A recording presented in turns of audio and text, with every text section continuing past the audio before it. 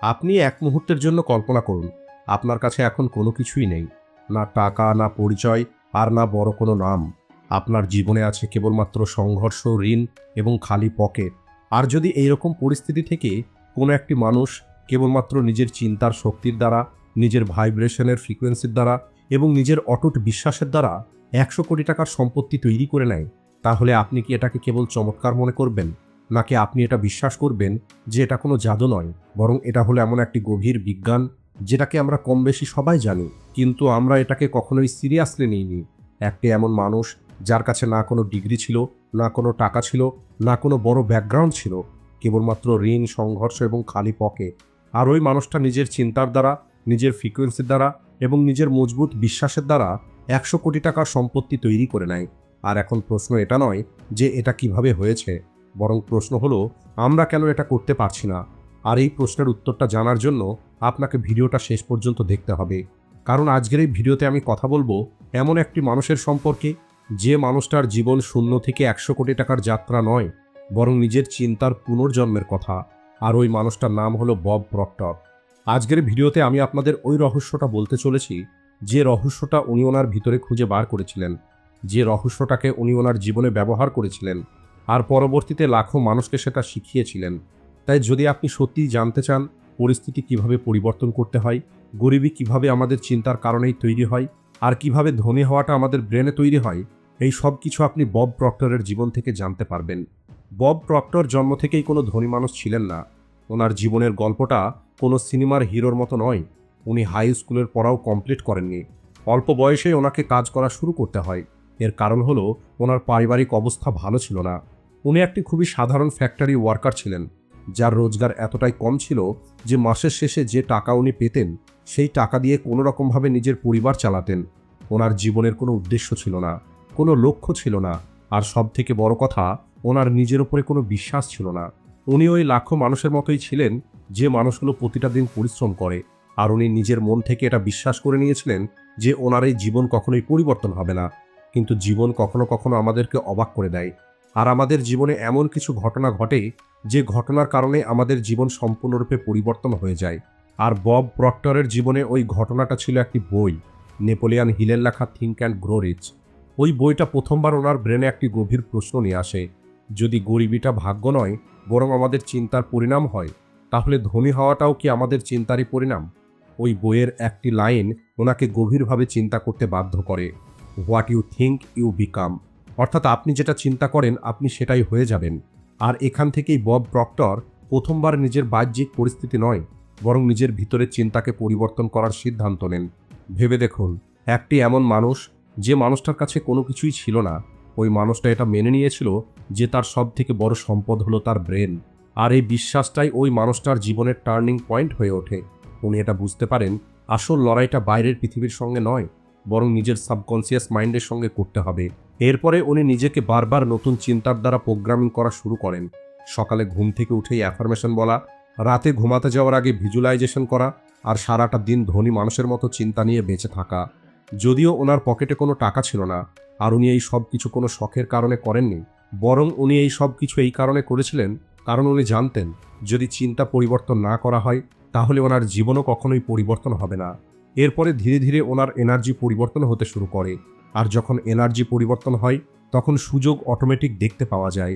এরপরে উনি ছোট লেভেল থেকে শুরু করেন আর নিজের একটি ক্লিনিং বিজনেস শুরু করেন, যে কাজটাকে বেশিরভাগ মানুষ খুবই ছোট কাজ মনে করে।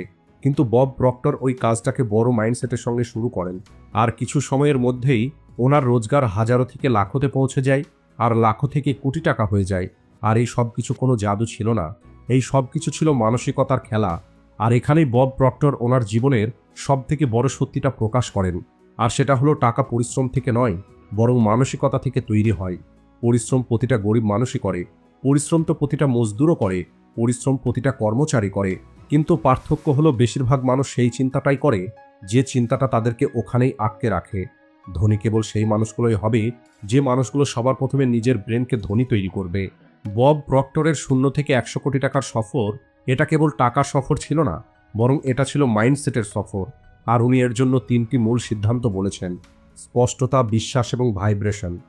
স্পষ্টতার অর্থ হলো আপনাকে পরিষ্কারভাবে এটা জানতে হবে যে আপনি কতটা পেতে চান, কি পেতে চান এবং কেন পেতে চান। কোনো রকমের স্পষ্ট লক্ষ্য ছাড়া আপনার এনার্জিটা নষ্ট হয়ে যাবে। আর বিশ্বাসের অর্থ হলো নিজের ওপরে সম্পূর্ণ ভরসা। যদি আপনি নিজের ওপরে বিশ্বাস না করেন, তাহলে এই ব্রহ্মাণ্ড আপনার উপরে বিশ্বাস করবে না। ভাইব্রেশন হলো আপনার চিন্তা এবং ইমোশন একত্রিত হয়ে যে ফ্রিকোয়েন্সি তৈরি করে, টাকা ওই ফ্রিকোয়েন্সির প্রতি অ্যাট্রাক্ট হয়। বব প্রক্টর প্রতিদিন সকালে আয়নার সামনে দাঁড়িয়ে বলতেন, আমি হলাম ধনী, আমি হলাম কোটিপতি, আমি হলাম অর্থ রোজগারের চুম্বক। যদিও ওই সময় ওনার ব্যাংক অ্যাকাউন্টে কোনো টাকাই ছিল না, কিন্তু ওনার সাবকনসিয়াস মাইন্ড ধীরে ধীরে এই কথাগুলোকে সত্যি মনে করে নেয়। আর যখন নিজের ভিতরে সত্যিটা পরিবর্তন হয়, তখন বাইরের পৃথিবী এর উত্তর দেওয়া শুরু করে। বব প্রক্টর বলেন, টাকা কিভাবে আসবে এর চিন্তা আপনাকে করতে হবে না, বরং আপনি এটা বিশ্বাস করুন যে টাকা আসবে। ভিজুয়ালাইজেশন বব প্রক্টরের সবথেকে বড় হাতিয়ার ছিল। উনি আগে থেকেই নিজেকে ওই মানুষটার মতো দেখা শুরু করেন যে মানুষটা উনি হতে চাইতেন। বড় বাড়ি, দামি গাড়ি, হাজারো মানুষের সামনে কথা বলা, এই সব কিছু উনি প্রথমে ওনার ব্রেনে তৈরি করেন, এরপরে বাস্তব জীবনে সেটা পরিণত হয়। বব প্রক্টর বলতেন, কেবলমাত্র আপনার কল্পনায় যথেষ্ট নয়, আসল শক্তিটা থাকে সিদ্ধান্ত নেওয়ার মধ্যে। বেশিরভাগ মানুষ কেবলমাত্র চিন্তা করতে থাকে, কিন্তু সিদ্ধান্ত নিতে পারে না। আর যে মানুষগুলো সিদ্ধান্ত নেয় না, তাদের জীবনটা অটোমেটিক চলতে থাকবে। বব প্রক্টর বিশ্বাস করতেন, সফল মানুষগুলো দ্রুত সিদ্ধান্ত নেয়, আর ওই সিদ্ধান্তের মধ্যে ধীরে ধীরে পরিবর্তন নিয়ে আসে। অন্যদিকে অসফল মানুষগুলো সিদ্ধান্ত নিতে গিয়েই সম্পূর্ণ জীবন পার করে দেয়। এছাড়া বব প্রক্টর বলেন, গ্র্যাটিটিউড অনেক বেশি প্রয়োজন। উনি বিশ্বাস করতেন, যত বেশি আপনি বর্তমানের জন্য গ্র্যাটিটিউড ফিল করবেন, এই ব্রহ্মাণ্ড তত বেশি সুযোগ সম্ভাবনা আপনার জীবনে নিয়ে আসবে গ্র্যাটিটিউড ফিল করার জন্য। উনি প্রতিদিন লিখতেন উনি অনেক খুশিতে আছেন এবং এর জন্য উনি অনেক কৃতজ্ঞ। টাকা ওনার জীবনে চারিদিক থেকে চলে আসছে, আর এই চিন্তাটাই ওনার রোজগারের সবথেকে বড় চুম্বক হয়ে ওঠে।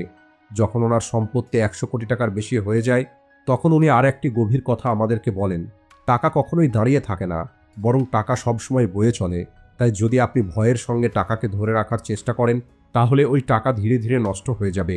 কিন্তু যদি আপনি আপনার ওই টাকাকে সার্কুলেট করেন, ইনভেস্ট, ডোনেশন এবং ভ্যালু ক্রিয়েশনের মাধ্যমে, তাহলে ওই টাকা আরও কয়েক গুণ হয়ে আপনার কাছে ফিরে আসবে। এই গল্পটা কেবলমাত্র বব প্রক্টরের নয়, এটা হলো আমাদের প্রত্যেকের জন্য একটি আয়না। যদি একটি সাধারণ মজদুর কোনো রকমের ডিগ্রি ছাড়া, কোনো রকমের সুযোগ সুবিধা ছাড়া এতটা উঁচুতে পৌঁছাতে পারে, তাহলে প্রশ্ন এটা নয় আপনি কেন করতে পারছেন না, বরং প্রশ্ন হলো আপনি কি আপনার চিন্তা পরিবর্তন করতে তৈরি আছেন। বব প্রক্টর বলতেন, আপনি আপনার পরিস্থিতির নয়, বরং আপনি আপনার সিদ্ধান্তের পরিণাম। তাই যেদিন আপনি আপনার সিদ্ধান্তগুলো পরিবর্তন করবেন, ওই দিন থেকে আপনার ভবিষ্যৎ পরিবর্তন হওয়া শুরু হয়ে যাবে। উনি আমাদের শেখান, আপনার সেলফ ইমেজটাই আপনার ব্যাংক ব্যালেন্সের সীমা ঠিক করবে। আপনি নিজেকে যত বেশি ডিজার্ভিং মনে করবেন, জীবন আপনাকে ঠিক ততটাই দেবে। আপনি আপনার সেলফ ইমেজের উপরে কখনোই যেতে পারবেন না। আর এই কারণে যদি আপনি আপনার জীবন পরিবর্তন করতে চান, তাহলে সবার আগে আপনাকে নিজেকে ভিতর থেকে পরিবর্তন করতে হবে। বব প্রক্টরের জীবন আমাদেরকে এটাই শেখায়, গরিব হওয়া এবং ধনী হওয়া এই দুটোই হলো আমাদের চিন্তার পরিণাম। আপনি এতদিন পর্যন্ত যেমন চিন্তা করেছেন, তেমনই জীবন আপনার তৈরি হয়েছে। আর আজ যদি আপনি আপনার চিন্তাকে পরিবর্তন করেন, তাহলে আগামী সময়ে আপনার গল্পটাও পরিবর্তন হয়ে যাবে। আর এখন প্রশ্ন হলো, আপনি কি আপনার ওই পুরনো চিন্তা নিয়ে বেঁচে থাকবেন, নাকি আজ থেকে নতুন কিছু চিন্তা করার সাহস দেখাবেন? সেটা কমেন্ট করে অবশ্যই বলবেন। আর যদি আপনার মনে হয় এই ভিডিওতে বলা কথাগুলো কেবলমাত্র শোনার জন্য নয়, বরং জীবনে প্রয়োগ করার জন্য, তাহলে এই ভিডিওটিকে লাইক ও শেয়ার করতে ভুলবেন না। ভিডিওটি শেষ পর্যন্ত দেখার জন্য ধন্যবাদ।